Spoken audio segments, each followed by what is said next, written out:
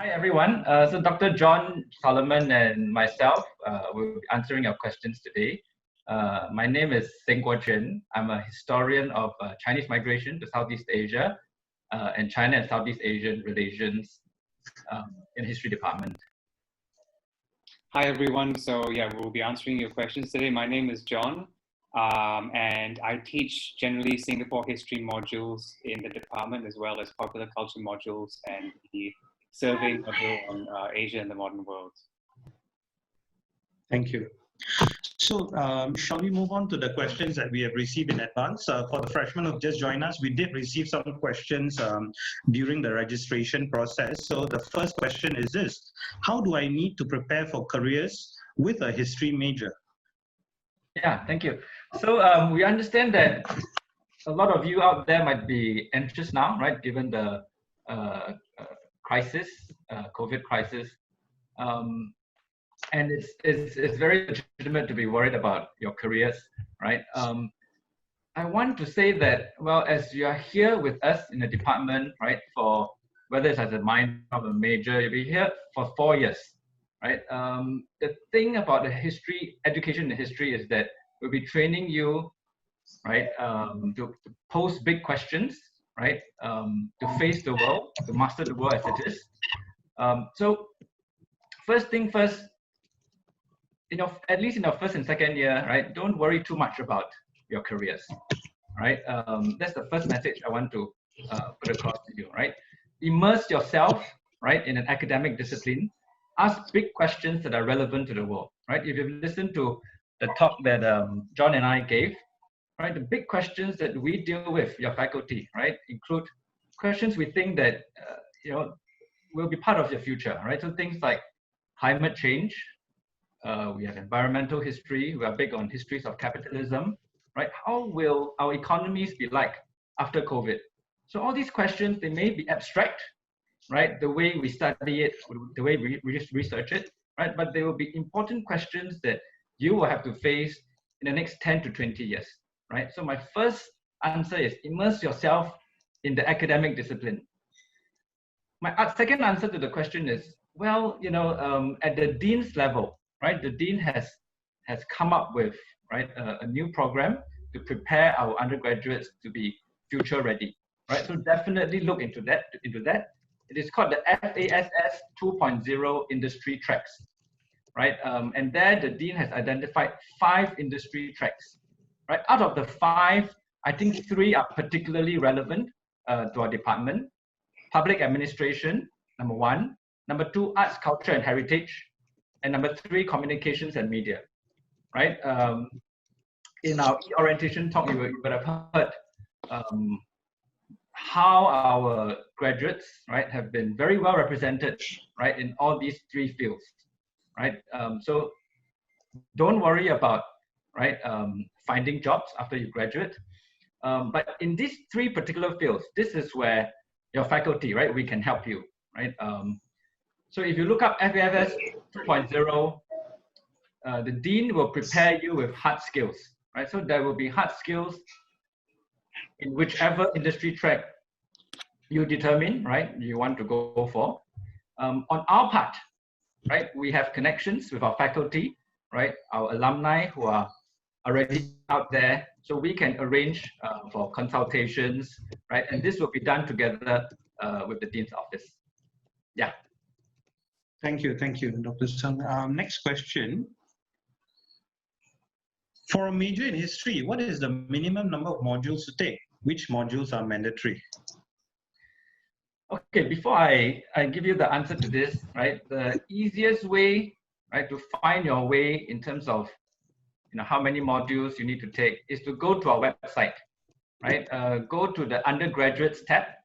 Under that tab, you have a history requirements sub-tab, right? And all the information is there, right? So go read the website.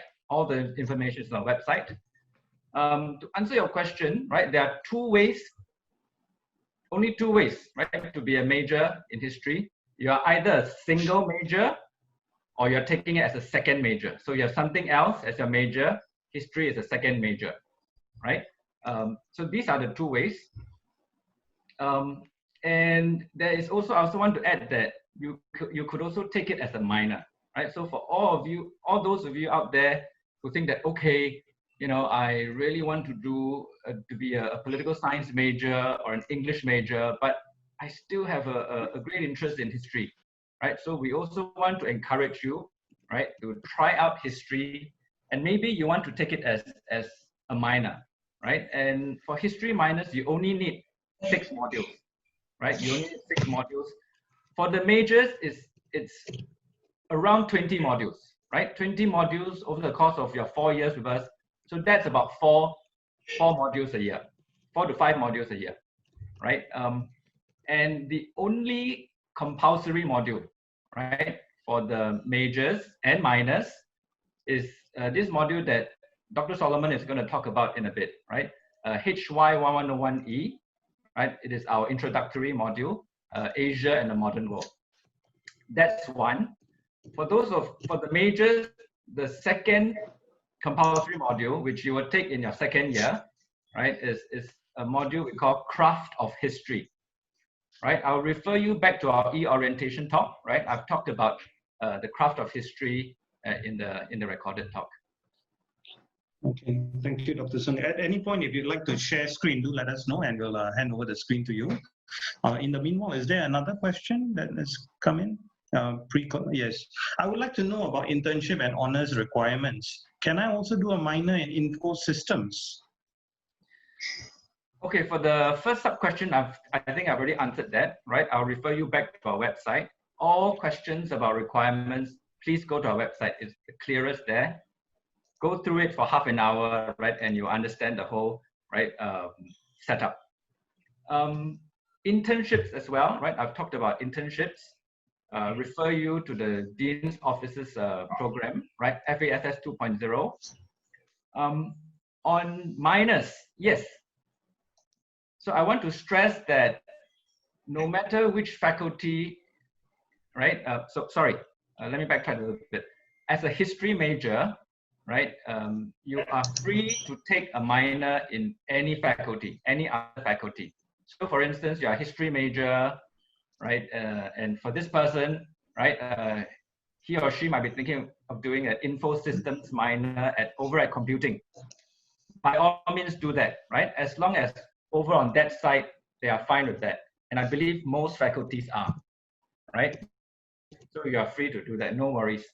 And may I also take this opportunity, right, to reach out to those of you who might be, right, over in other faculties, right? Maybe you are in engineering, right? You are in law, but you've always maintained an interest in history, right? You can take a minor with us, right? And we welcome you to do it. Again, I can't repeat this enough. Come and try out our HY1101E, right? History and the Modern World with Dr. John Solomon. All right. Great, thank you. Is there another question?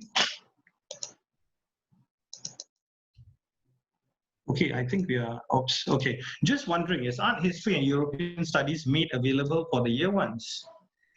So the answer is yes, right?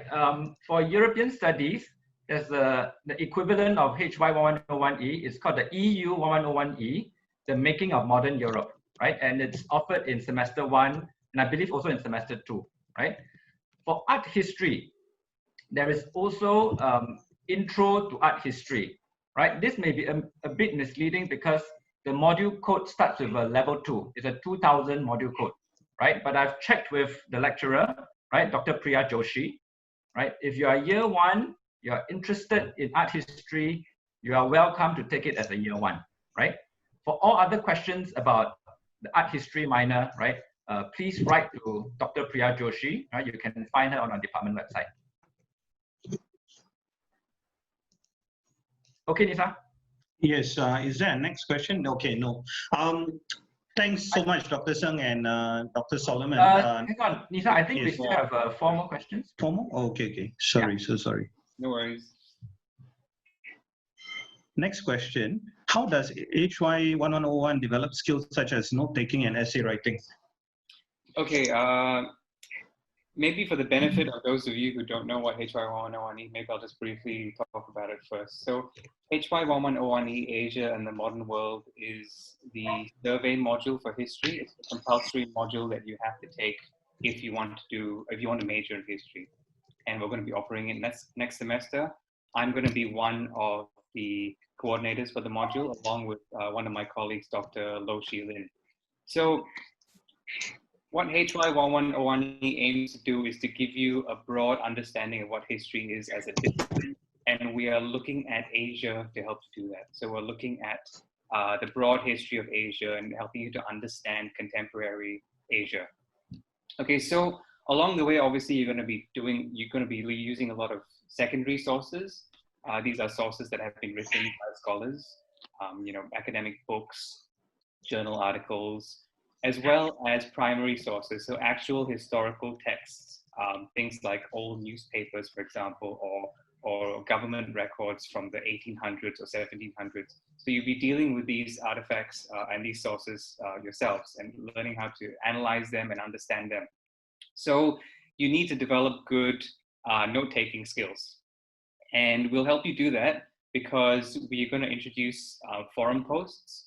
So you will have to actually sort of talk about your thoughts and the kinds of ideas that you've had and the ways that you've analyzed these sources every week or before every tutorial. And that's going to be part of your participation marks this coming semester. So along the way, we'll help you, we'll guide you, we'll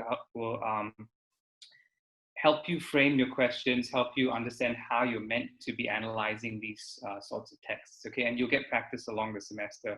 In terms of essay writing, we'll obviously guide you, we'll give you resources, we'll tell you how to go about writing an essay. A university essay is a very specific genre of writing, and a lot of students are confused because you might read book chapters, you might read journal articles, and you think, where does my essay fit along these different genres of writing? So we'll help you along with that. But really with writing, it's a process that you have to do yourselves, and then you'll get the hang of it after a while. I'm still learning how to write, it never ends. Okay. Yeah, I think I've covered that question. Okay, so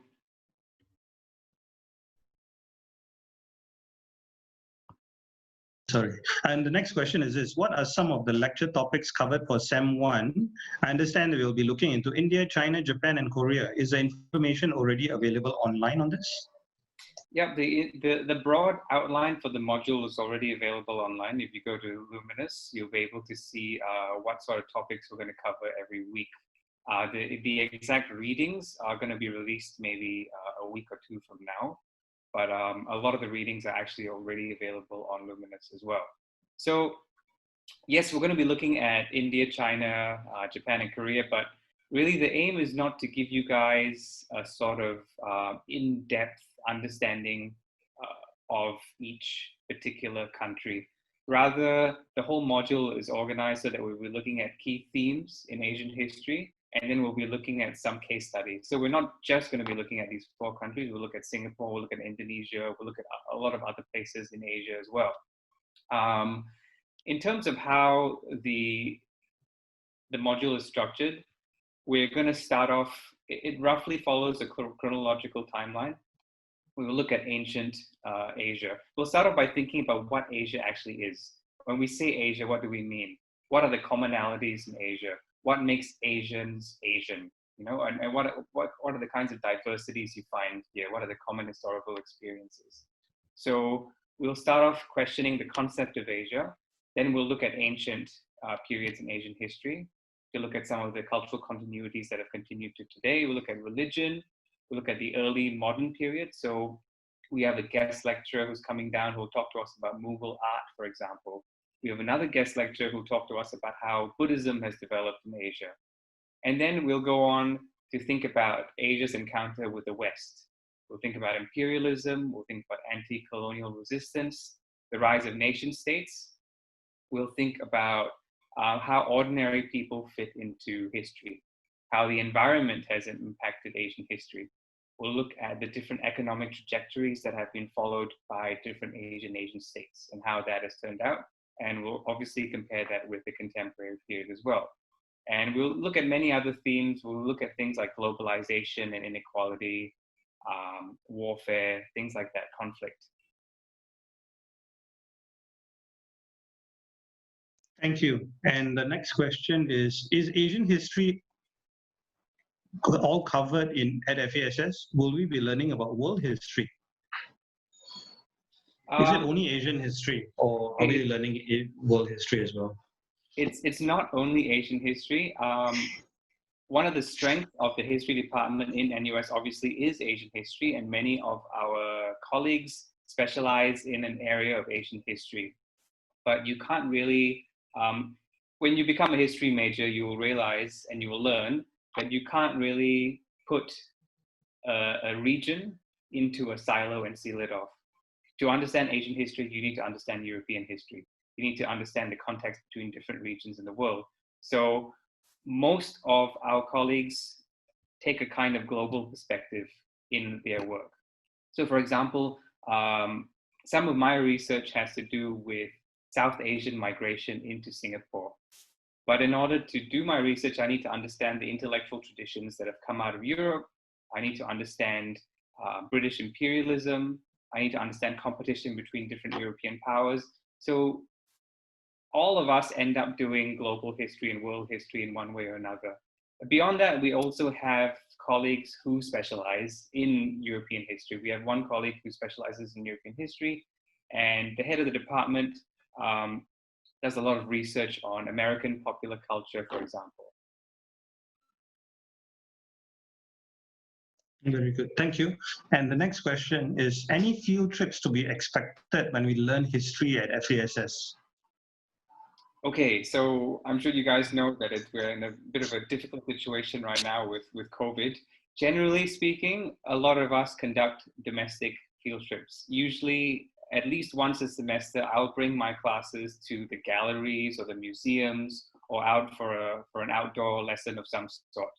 Okay, and I know at least once a year, some of our colleagues arrange at least one overseas field trip as well, to Thailand, maybe Japan or Europe or whatever. But I don't think that overseas travel is going to happen until maybe 2021 at best.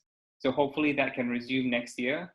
As far as the local field trips are concerned, that probably won't be happening in the next semester because we moved to a fully online semester.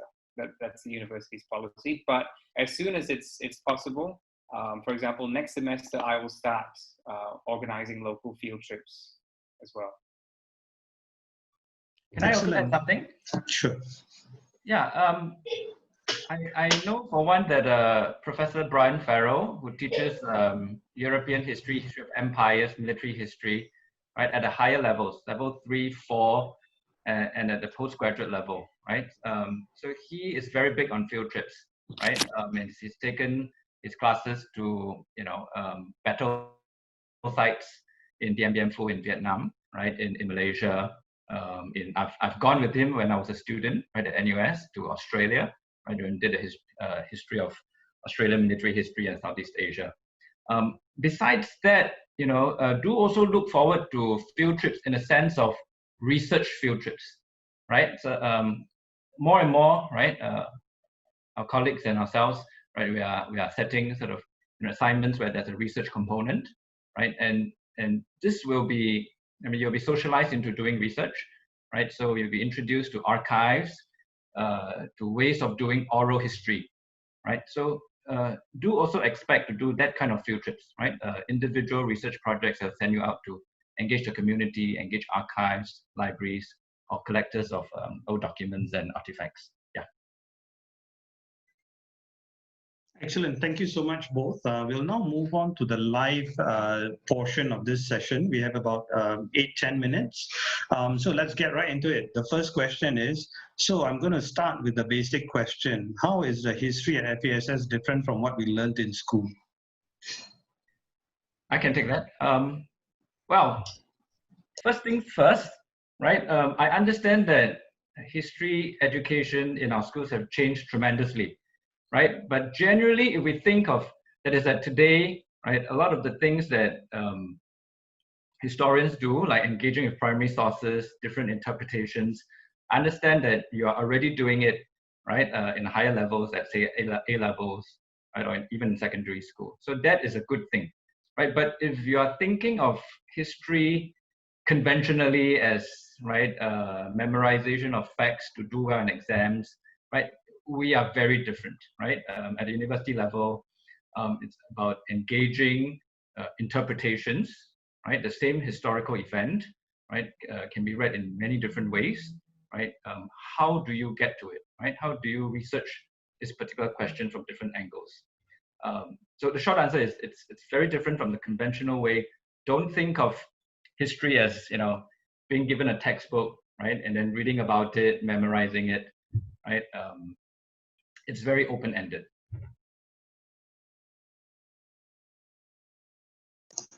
Thank you. And the next question is, are history modules very writing intensive? Well, the primary way that you make historical arguments is through writing. So most of the components would be written essays. Okay. Okay. Yeah. Thank you. Next question. According to nusmods.com, most Sem 1 history modules have a project work segment. What does this entail? Can you tell us more? John, do you want to talk about 101? Okay, so I'm not sure about the other modules, but in terms of 1101E, there is a media and history project. It's called a project, but what it really is it's a research essay, but you're given the choice to to form your own topic. So for example, with this particular one, you need to find a newspaper article that talks about a contemporary event. For example, it could be a diplomatic issue with Korea or China over Japanese officials visiting a war shrine, and then you need to historically contextualize that. So it is basically a research essay that you will do yourself. In some of my other modules, some of the projects are group work based, but I think generally there isn't all that much group work in a lot of the modules in the history department. Maybe I can add a little bit. I think this is, you know, something to look forward to, right? In the modules I teach, there tends also to be, right, a project element, research project element, and so this relates to the earlier question that was asked, right? When you are doing a project, essentially you are working almost like a junior historian yourself, right? Taking charge of your own interpretation, right? Your own research to go out there to get the primary sources and to come up with your own interpretation, your own story, your own storyline, and then a major element which, you know, I think will get more and more important, right? As you graduate onto, right, the market. How do you present, right, your findings, right? Communications, right? And more, yes, communicating history is mainly through write an essay, right? But as you heard from John, right, we are also experimenting with getting you to present in different modes of different media, right? So there's also something to look forward to. Thank you both. And the next question is this: would the exposure module for history be difficult for those who do not take history at A level? I don't think so. So I personally did not study history until I went to university. Yeah, I first went to Poly. I did mass comm there, and when I went to university, that was the first time I did history, apart from Sec 1, Sec 2. So I don't think at all it will be difficult for those of you who have not studied history before. And the way you study history at a university would be different from how you would study it at a JC level anyway. But we will adequately prepare you for a major in history. Fantastic, thank you. Next question is this: is history in NUS more Asia-centric? I think John has answered this question. Maybe we move on to the next one. Do we get educated on how to reread history? Example, like what I saw on TV last week, we learned to see Raffles from the viewpoint of the original residents in Southeast Asia. So in history, we call this revisionism, right? And it's a very important mode of argumentation, mode of research, right, we find that a lot of understandings of the past we have are very stable, right? People accept them as almost as truth, right? Raffles, for instance, the status of Raffles in understanding of Singapore's past. So yes, right, it's something we will teach you to do, right? You will read examples of revisionist historical scholarship. And yeah, besides Raffles, there are other things to rethink, right, in our understandings of the past. Thank you. The next question is how much American history is there in the curriculum? I think that depends on the modules that you take. Obviously, if you do a survey module like Asia in the Modern World, America would be a big part of trying to understand the post-war world order. So you study America through that sort of lens. We have colleagues like the head of department who specializes in American popular culture, for example. So if you do a module like that, the focus will be on America. There are other modules like popular culture that focus on films that could provide you the lens to understand American culture that way as well. And obviously, if you study the Cold War, America would be. I think Professor Joey Long, he specializes in American history and the Cold War. Right, we focus on our region, but it's really about American diplomacy. So that's very big in our department. Something to look forward to. Thank you. Thank you both.